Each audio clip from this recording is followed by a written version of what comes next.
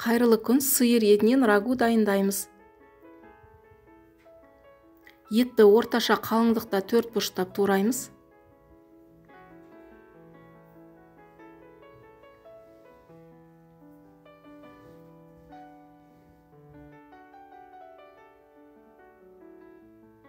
Сәбізді өте жұқа, домалақ тураймыз.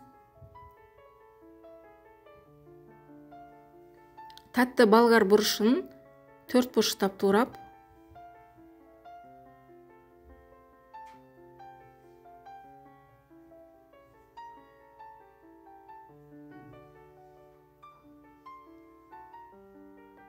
жуаны да жұқалап, домалақтап тураймыз.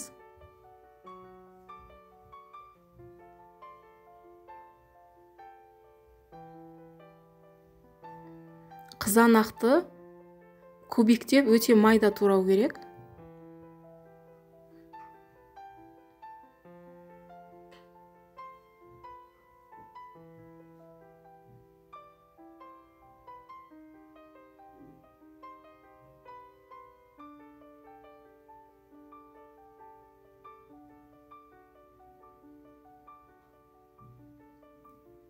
Табаға 1 ас қасық оливковый майды қыздырып, сәбізді қосамыз, жуаны қосамыз, араластырып,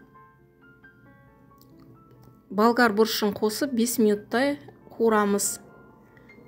Ыдысқа салып, табаны қыздырып, 1 ас қасық оливковый майды қосып, етті салып қуырамыз.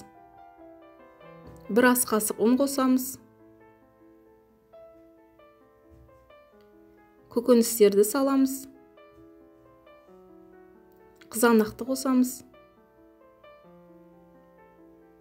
Ыстық суға 1 кубик бульонды ертіп,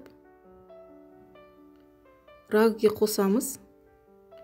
2 лавровый лист, қара бұрыш, тұз. Бетін жауып, 1 сағатта ет жұмсарғанша пісіреміз. Лавровый листті алып тастап, піскен дайын қызыл бұршақты салып 5 минуттай бұқтырып пісіреміз. Дәмді әрі жеңіл диеталық тағам. Ас болсын, жасап көріңіздер.